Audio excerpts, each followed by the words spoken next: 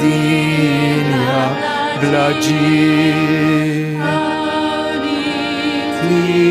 li rajtajjeb tirani meratonja sewa qadis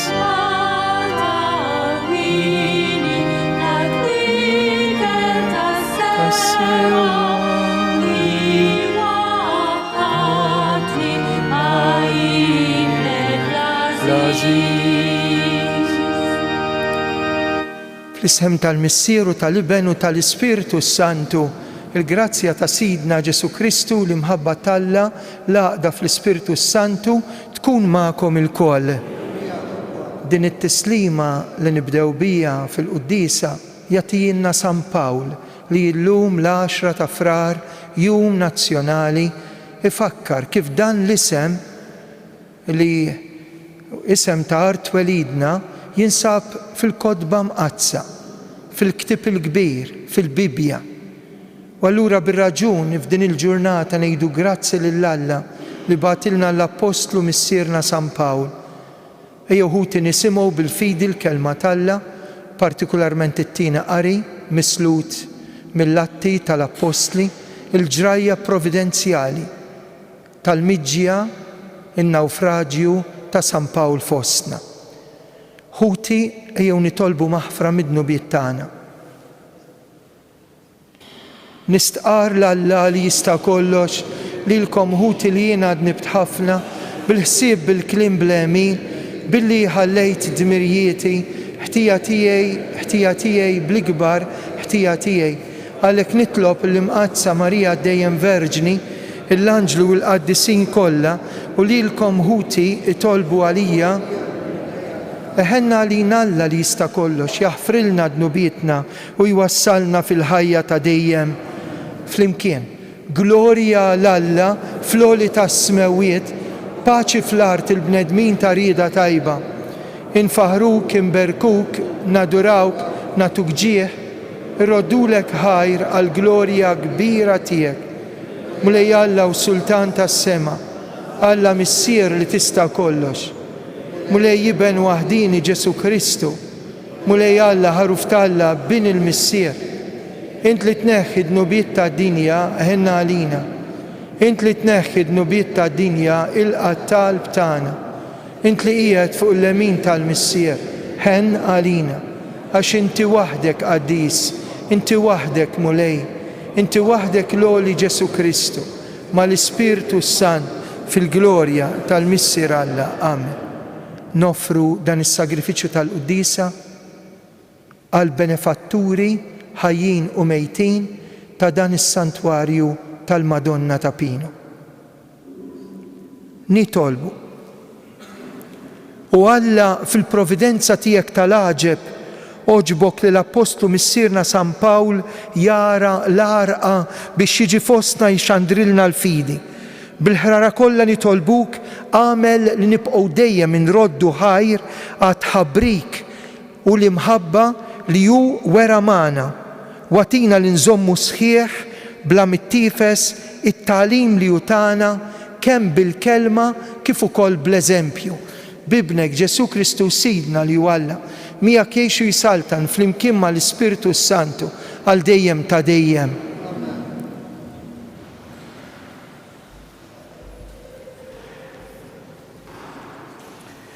Qari mill-ktieb tal-Erf.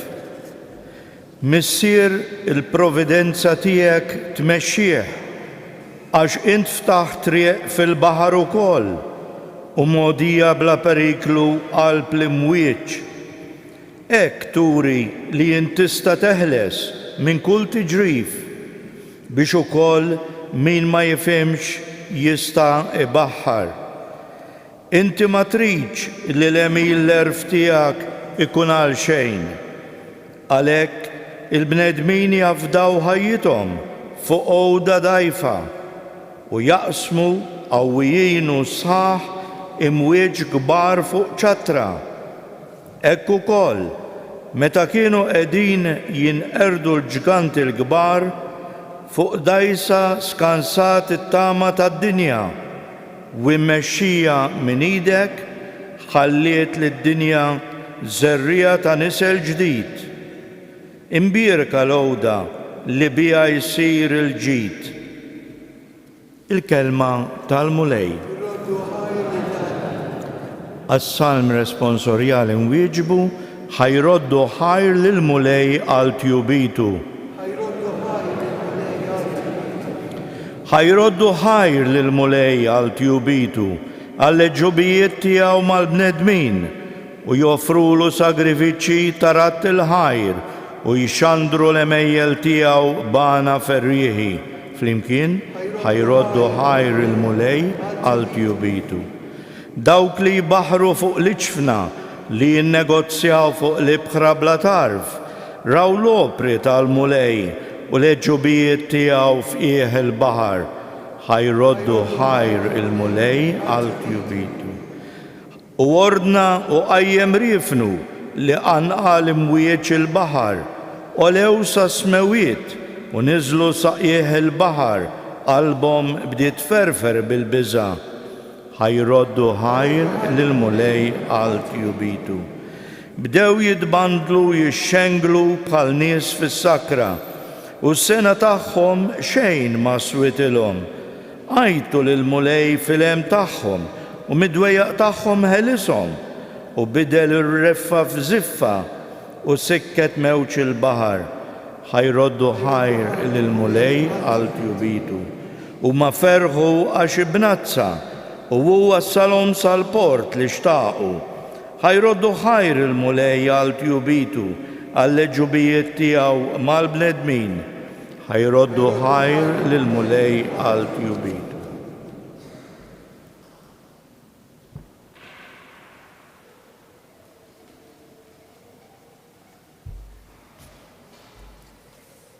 Qari mill-ktieb tal-Atti tal-Apostli. Ġirja waħda għaddejna taħt ir-rieh ta' daqsxejn ta' gżira jisimha Kawda. Bil-kemm stajna nżommu id-dajsa warajna u għalhekk tellewha mill-baħar. Imbagħad qabdu l-armar u rabtu l-ġifen dawra mejt biċ-ċimi. Niżlu irqluh għax beżgħu li ninkaljaw fuq is-sirti u hekk ħallejna il-mewġ iġorna miegħu. L-għada, it-tempesta ħabtitna ħafna, dew wadbu it-tabija l-baħar u fit-tielet jum irmew it-tamir tal-ġifen bidejhom stess.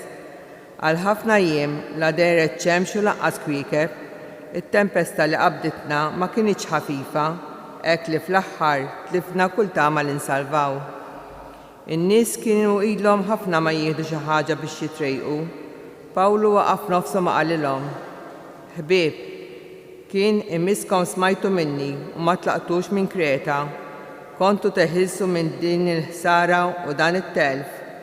Imma issa inwissikom biex tagħmlu l-qalb għax ħadd minnkom mhu se jitlef ħajtu, il-ġifen biss jintilef.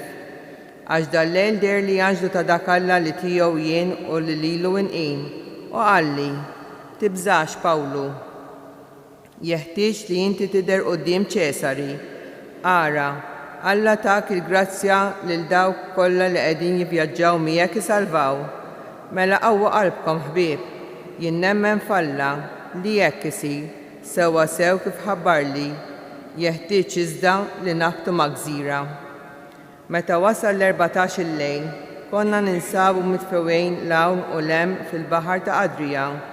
Għal ħabta ta' nofs il-lejl, il-baħrin ħassew li konna resqin qrib xi art. Skandaljaw il-fond tal-baħar u sabu 20 qama. Imxejna ftit ieħor il-qudiem, reġgħu skandaljaw u sabu 15.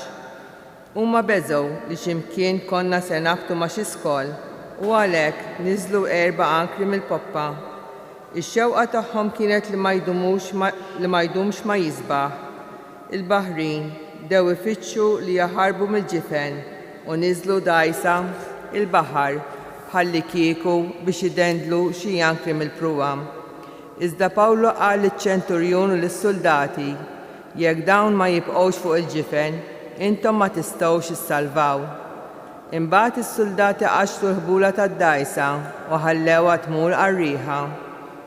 Meta sar il-ħin biex jisbaħ, Pawlu qabad jagħmel il-qalb lil kulħadd biex jitrejqu b'xi ħaġa u qalilhom: Issa ġaqilkom 14 il-ġurnata tistennew sajmin u ma dduqu xejn, għalhekk għamlu l-qalb u trejqu b'xi ħaġa tal-ikel, dan jiswilkom għal saħħitkom għax ħadd minnkom mhu se jitlef xara waħda minn marasu.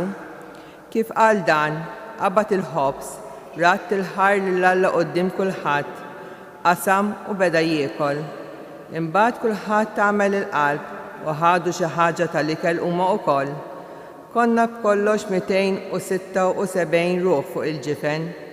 Wara li xebgħu bdew iħeffu il-ġifen u jwadbu il-qamħ il-baħar. X'in imbagħad sebaħ l-art marfuwiex lemħu biss bajja biex tajta fija u qatawa li jekk jistgħu jitfgħu il-ġifen fuqha.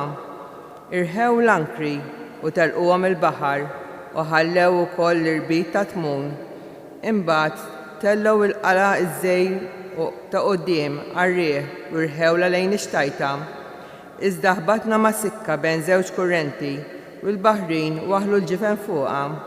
Il-pruwa baqgħet inwaħla sewwa fil-post u ma tħarkitx iżjed, imma il-poppa bdiet titfarrag bil-qilla tal-mewġ. Is-soldati jridu kieku joqtlu l-priġunieri li ma jmurrux jaħrab xi ħadd minnhom bil-hawn.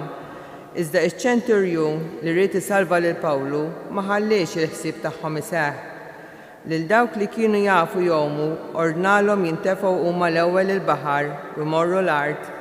Lill-oħrajn ordnalhom jilħqu x-xatt minn fuq twavel u minn fuq bċejjeċ imkisra tal-ġifen u hekk kulħadd qabad l-art qawwi u sħiħ.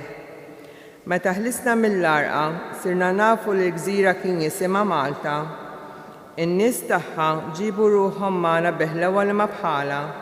Laqgħuna tajjeb lilna l-koll u qabdulna ħuġġieġa għax kienet bdiet nieżla x-xita u kien il-bard. Mela Pawlu qabad qabda skuk nixfa u tefgħuhom fin-nar. Fil-skuk kien hemm lifa li Malla ħasset isħana, ħarġet u qabdet ma' id Pawlu. In-nies tal-gżira kif raw il-lifa mdendla ma' idu, bdew jgħidu wieħed il-ieħor dan ir-raġel żgur xi qattil għax għad leħel isa mill-baħar il-ġustizzja ma ħallitux jgħix. Imma hu farfar il-lifa ġan-nar u ma ġralu xejn. Huma stennew li se jarawh jintefaħ jew jaqgħu imut f'daqqa. Wara li dammu jistennew ħafna u raw li ma ġralu ebda deni, bidlu l-ħsieb u bdew jgħidu li kien xi Alla. F'dawk l-inħawi kien hemm loqsma tal-prinċep tal-gżira li kien jismu Publiju. Dan laqana u bil-qalb kollha żammna għandu 3 ijiem. Missier Publiju inserta mixħud marid bid-deni u d-diżenterija. Pawlu daħal ħdejh, għamel talba, qiegħed idejh fuqu u fejqu. Wara dan, imbagħad bdew ukoll jersqu għandu l-morda l-oħra tal-gżira u fejjaqhom. Urewna ġieħ kbir u meta ġejna biex nitilqu qabbew il-ġifen kull ma konna neħtieġu. Il-kelma tal-mulej. Nqumu bil-wif għall-Evanġelju.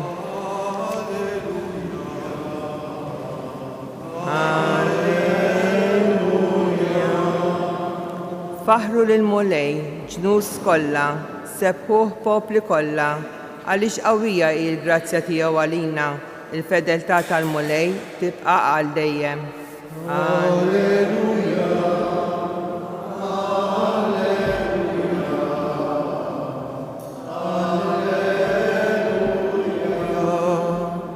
Il-mulej ma'kom.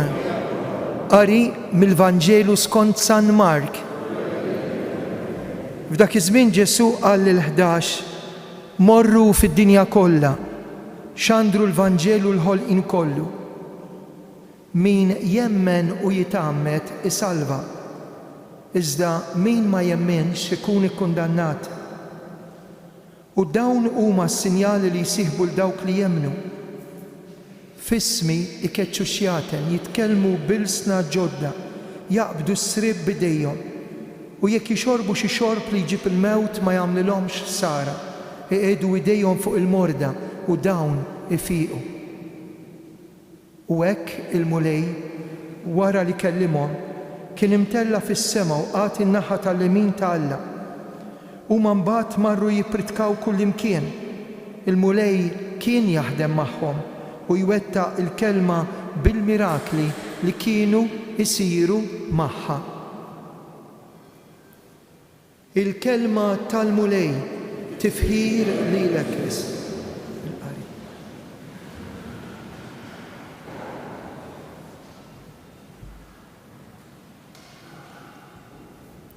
Il-ġurnata tal-lum, dik tal-10 ta' frar, marbuta ma' ġrajja illi smajnija fil-Bibja b'mod mill-iktar dettaljat, marbuta hawn Malta ma' jum nazzjonali, l-10 ta' frar, li jfakkar in-nawfraġġju tal-Apostlu missierna San Pawl, iwaslilna messaġġ mill-iktar qawwi. L-ewwel nettejt imma x'kellha tkun maltempata. X'jista' joħroġ minn maltempata fejn jitfarrak kollox? Xi ħadd ieħor jista' jgħid imma għatow ilu għall-mewt sejjer biex japplika bħala ċittadin Ruman parti mill-imperu biex jappella s-sentenza tal-mewt u għandu f'moħħu li jiġi għamlilna l-ġid ifejjaq u jipritka. Xi kultant ukoll ngħidu qatt ma kellhom jitilqu fi żmien meta ma kien żmien li wieħed ibaħħar. Ċirkustanzi oħra kontradittorji jiġu wkoll meta l-Maltin qabdu n-nar u mbagħad il-lifa ma jitpawlu. Imbagħad iċ-ċirkustanzi l-oħrajn jekk jiġix aċċettat min-nies u allura ifejjaq il-missier Publiju lejn Bur Marrat, Bir Marradi, hemmhekk fell-ilma kien iġib ċelbtu Mart u allura d-disenterija li minna Pawlu imbagħad fejjaq lill-missier il-Protos l-ewwel wieħed tal-Gżira, missier Publiju, dak li mbagħad tħalla hawnhekk bħala raj tal-komunità ta' Malta. Hemm diversi domandi li nistgħu nagħmlu, però nafu ħaġa li taġġita għalina l-koll. Tafu x'wassal lill-missirijietna biex laqgħu l-Kristu. Missirijietna kienu nies li jafu jħobbu. Kieku ma kienux nies li jafu jħobbu, la kienu jilqgħu u lanqas kienu jilqgħuhom biħlewa li ma bħala. Interessanti. Għandna żewġ kapitli li qed jaqrawhom minn ġi Malta qed jiktibhom San Luqa tagħna Vanġelu. Qalb id-dlam, qalb il-maltemp, malli jaqbdu l-art sirna nafu li l-gżira kien jisimha Malet, Malta. Imma mbagħad dak li hu l-iktar sabiħ, dak li hemm fid-DNA tan-nies tagħna, xi ħaġa li għadha tinħassa llum meta ngħidu għandna bżonn l-għajnuna, il-Maltin julu ħnina. Min tal-ewwel araw ftit x'nagħmlu mal-missjonijiet. Araw ftit kemm opri ta' ħniena nafuhom grazzi għal San Pawl. Araw ftit kemm missjonarji għandna illum minn Għawdex jew minn Malta li xi ħaġa tal-ġejt qegħdin jagħmlu mingħajr ħafna storbju.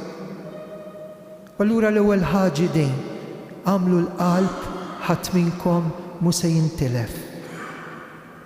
U għall-messaġġ hekk ta' Pawlu li dak il-ħin jaqbad il-ħobs f'idejh ħadd ma kiel 14 jum.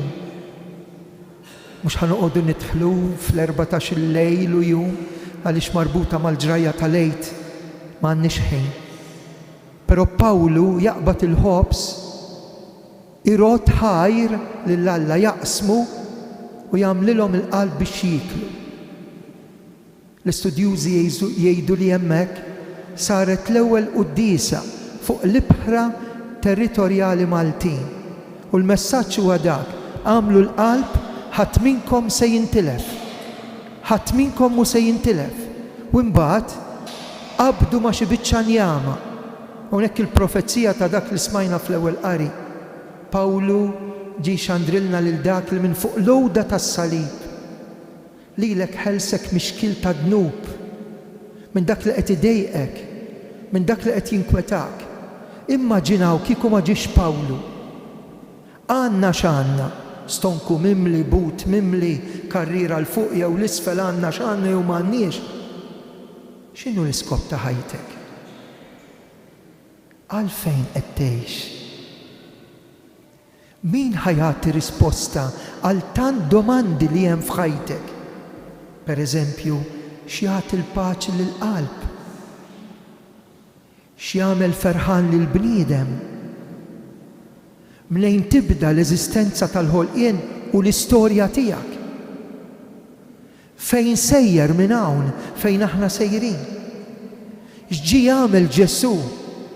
Pawlu ġie biex jgħidil nisma' Kristu fuq is-salib ħelsek u jgħid gwajja għalija jekk ma nxandarx il-Kristu u l-Kristu msallab. U għalhekk xi kultant il-kelma talla li ċċanfarni.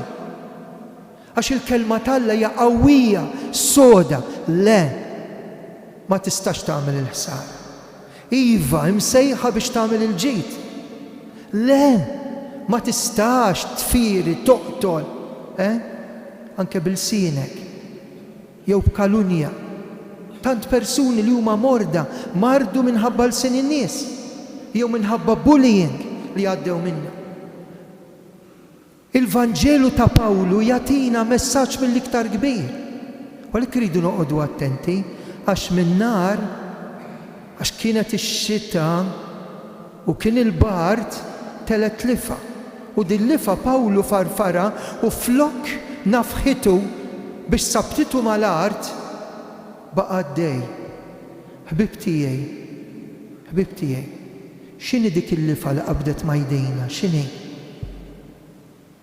Tista' tkun il-lifa tal-mibeda li hawn bejnietna?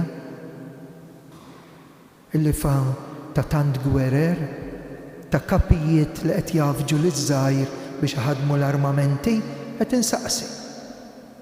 X'inhi dik il-lifa li qed tikdem lin-nies?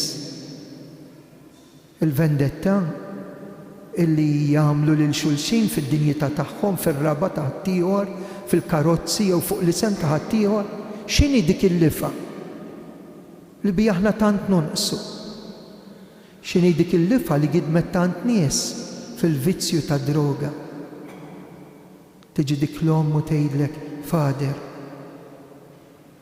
ġejtni l-Madonna ta' Pino, hi għandu vizzju, ibni għandu vizzju, id-droga jerfa' jdejh isawwatni. Il-flus, u x'nagħmel biex nisraq kuljum għax irid il-flus? U min se jbati? X'inhi dik il-lifa jekk mhux li nsejna lilna nfusna biex nagħtu ftit kulur l-umanità? Kemm se ndumu ningħalqu fina nfusna u qed inweġġgħu aħna, inweġġgħu l-oħrajn u ninsew lil Alla. Għaddew kważi 2000 sena. Il-ġraja ta' Malta nafuha. Anke fi żmien l-Arab, meta Malta kienet taħt l-Iżlam, dak li ġab Pawlu ma nqeritx, illum saru studji ftit ta' snin ilu, sabu li anke taħt il-ħakma Arbija sal-wasla tan-Normanni, il-fidi li ġab San Pawl ma nqerdietx għawdex kien baqa' komunità li baqgħet temmen taħt il-ħakma Iżlamika tal-Arab. Impressjonanti. Imma llum insaqsu lilna nfusna. Pawlu, meta jurina l-Ġesu narfuh, nafuh, ngħadduh, x'ħeġġa kellu Pawlu biex iwassal it-tajjeb. Ħbib tiegħi, ejju nkomplu l-qudiesa minn dan is-santwarju għażiż li jqarreb tant nies hawnhekk ta' Pinu. Dak li ġabilna San Pawl tħossu għax in-nies tiġi f'riġlejn il-Madonna tfittex dak li jagħmel sens. Kemm sandumu ngħixu bla sens, kemm sandumu ngħixu bla direzzjoni, kemm sandumu nibnu ħajja li bija qed inkeċċu ħelu lil Alla u min isib l-Alla isib kollox u min jitlef l-Alla ibattal qalbu jkollu vojt kbir u kapaċi jitlef mhux biss rasu ma kollox.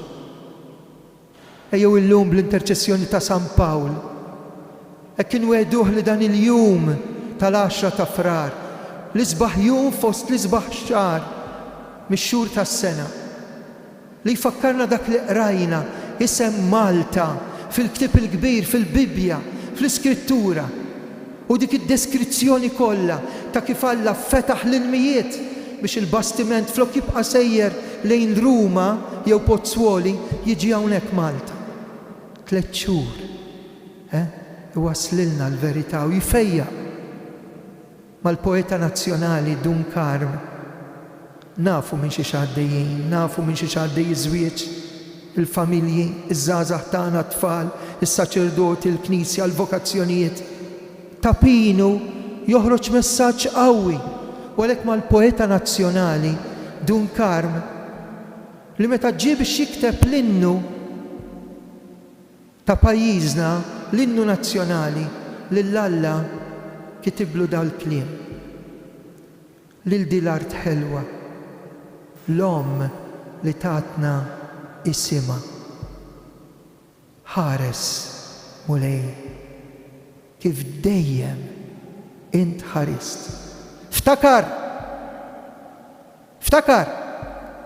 li lila bil-oħla dawl li bist.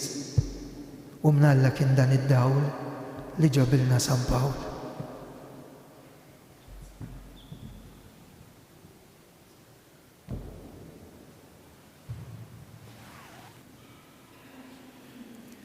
Bil-wifqa u llum nistqarru l-fidi tagħna l-ewwel domanda iva niċħad. Tiċħduh lix-xitan. Temnu intom falla l-missier li jista' kollox illi ħalaq is-sema u l-art iva. Temnu f'Ġesu Kristu, ibnu l-waħdini u sidna, li twilet minn Marja Verġni, bata, mietu difnuh, qam minn bejn l-wiet, qiegħed fin-naħa tal-lemin ta' Alla. U temnu fl-Ispirtu Santu, il-Knisja mqazza u Kattolika, ix-xirka tal-qaddisin, il-maħfra ta' dnubiet, il-qawma mill-imwiet u l-ħajja ta' dejjem, iva nemmen. Din hi l-fidi tagħna, il-fidi li aħna niftaħru li nistqarru f'Ġesu Kristu Sidna li jgħixu jsaltan għal dejjem ta' dejjem. Bl-interċessjoni tal-Apostlu missierna San Pawl f'dan il-jum nazzjonali irresqu lil mulej it-tarb tagħna. Nitolbu għall-Knisja f'pajjiżna biex ma tieqaf qatt ix-xandar il-ferħ tal-Vanġelu. Forsi qatt daqs illum in-nies tagħna m'għandhom bżonn dil-bxara tajba. Għal dan nitolbu ismana għal-art twelidna f'mument ta' tranzizzjoni, f'mument fejn tista' titlef l-identità mhux biss fil-lingwa imma wkoll fil-valur jew f'dak li nemmnu. Ħalli dak kollu li għaddejjin minnu mhux ifaqqarna imma jarrikkina, jagħmilna onja quddiem Alla billi nutilizzaw dak li għaddejjin minnu biex mit-tempesta jew mill-velenu tal-lifa nkunu kapaċi noħorġu rebbeħin. Nitolbu l-eżistana mejtin għatihom mulej mistrieħ għal dejjem fil-ġenna. Nitolbu bl-interċessjoni tal-Madonna ta' Pinu, ejjew nitolbu għal xulxin u rresqu lil mulej it-talb l-aktar ta' dawk in-nies li qalulna biex nitolbu għalihom. Ħafna nies jgħidu li Fader, aħna nitolbu magħkom, nkunu qed nitolbu magħkom. U dawn in-nies mbagħad jgħidulek isma' ftakar fit-tifel tiegħi, ftakar f'żewġi, ftakar f'marti, ftakar fil-ġenituri tiegħi li huma anzjani. Niftakru f'dawk li tilfu l xi ħadd ta' għażiż min qed iħabbat wiċċu mal-mart spiritwali u mal-mart tal-ġisem. Dan kollu nitolbulek bi Kristu Sidna.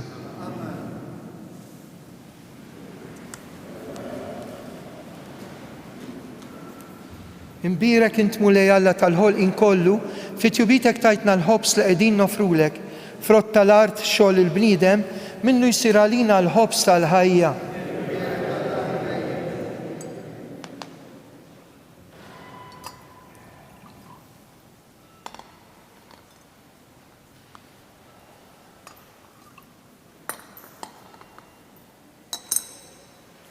Imbirek int mulej Alla tal-ħolqien kollu, fit-tjubitek tajtna l-imbit li qegħdin nofrulek, frott tad-dilja, xogħol il-bniedem, minnu jsir għalina x-xorb tar-ruħ.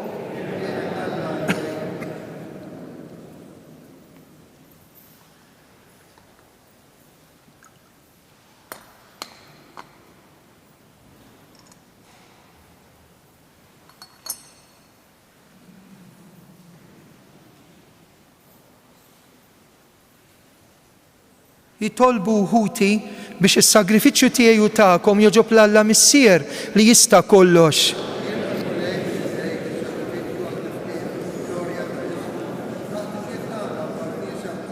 Ilqamu lej l-offerta li aħna qegħdin nagħmlulek bratta ħajr għal bosta u bosta ġid li jintfawward bil-miġġja tal-Apostlu missierna San Pawl f'din il-gżira. Għamel li naqdu dejjem lil kobor tiegħek bi Kristu Sidna.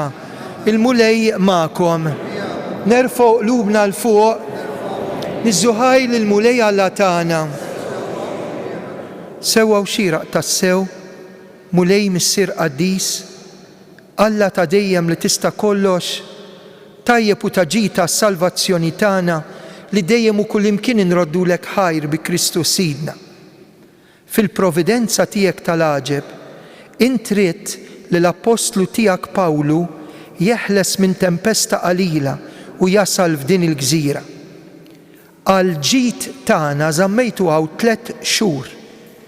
Oġbok li fil-qagħda tiegħu fostna tissebbaħ bil-predikazzjoni u bil-mirakli. U għalhekk aħna dejjem nibqgħu niċċelebraw it-tifkira tiegħu għax hu l-apostlu li xandrilna il-fidi, missier li nissilna fi Kristu. Għalhekk mal-anġli u l-qaddisin infaħruk u bil-qalb intennulek qaddis.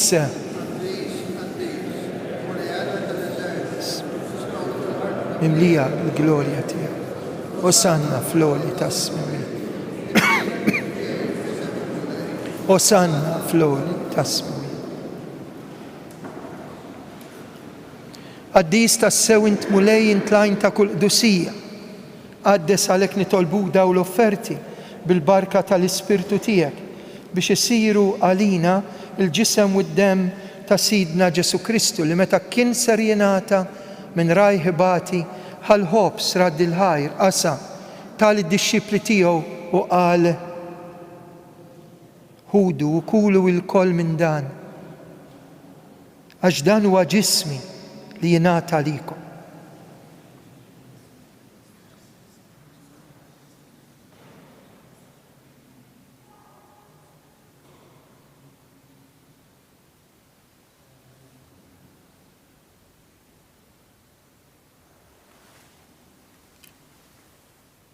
Ekku kol wara li klaħal kalċ, reġa radd il-ħajr.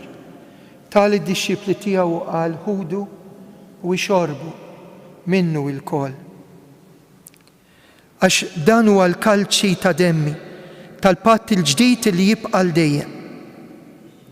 Id-dem li jxerret għalikom u għall-bnedmin kollha għal maħfra ta' dnubiet, għamlu dan b'tifkira tiegħi.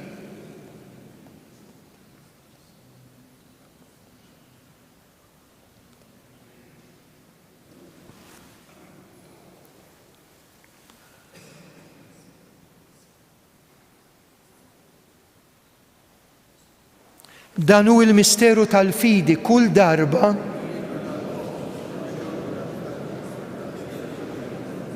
għalhekk aħna nagħmlu dan b'tifkira tal-mewt il-qawmien ta' Sidna Ġesu Kristu, nofrulek il-ħobs tal-ħajja u l-kalċi tas-salvazzjoni, irroddulek ħajr għax oġbok tilqana hawn quddiemek biex naqduk. Miċ-ċokontana nitolbu li l-Ispirtu Santu jaqadna f'ġisem wieħed lilna li nieħdu sem mill-ġisem u d-dem ta' Kristu. Mulej ftakar fil-Knisja tiegħek imxerda mad-dinja kollha wettaqa fl-imħabba mal-Papa Franġisku, l-Isqof tagħna Anton, il-Ministri tiegħek kollha. U issa nitolbuk tiftakar f'ħutna li raqdu bit-tama tal-qawmien. Ftakar fil-mejtin kollha. Waqt li nitolbu għall-eżistana mejtin, il-benefatturi ta' dan is-santwarju, tolbu għal ruħ għażiża tas-saċerdot l-iktar wieħed anzjan ta' din id-djoċesi li daħal fid-dar tal-missier, Dun Angelo Bartolo. Ftakar fil-mejtin kollha. Daħħalhom quddiemek fid-dawl tas-sebħ tiegħek. Ħen għalina il-koll nitolbuk. Għati lilna wkoll il-wirt tal-ħajja ta' dejjem mal-Verġ li mqazzom Malla Marija, mar-raġel ġus tagħha San Giuseppe, l-Apostlu missierna San Pawl, l-Apostli u l-Qaddisin kollha li jgħixu fil-ħbiberja tiegħek sa mill-bidu tad-dinja, għamel li magħhom infaħruk u nsebħuk Ġesu Kristu iblek. Bi Kristu ma' Kristu u fi Kristu jingħata lilek u Alla missier li tista' kollox, flimkien ma' l-Ispirtu Santu, kull ġieħ kull glorja għal dejjem ta' dejjem. Amen. Namlu l-qalb, intennu t-talba tas-salvazzjoni tagħna missierna.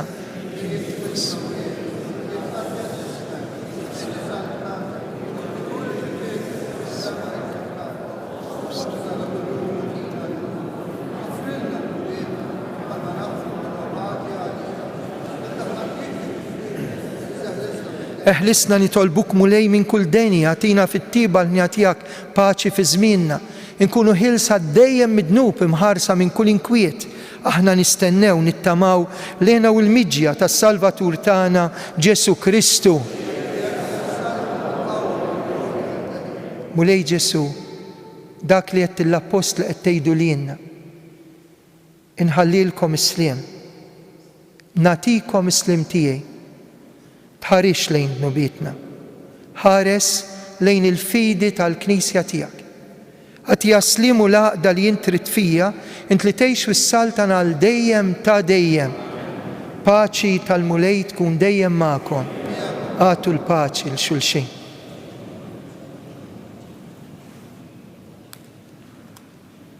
Ħaruf tal-Alla li tneħħi d-nubiet tad-dinja ħenna għalina. Ħenna għalina, ħaruf tal-Alla li tneħħi d-nubiet tad-dinja għatina l-paċi. Dan hu l-ħaruf tal-Alla. Dan hu li jneħħi d-nubiet tad-dinja, ħen jindawk mistiedna għal dilikla tal-ħaruf mulej.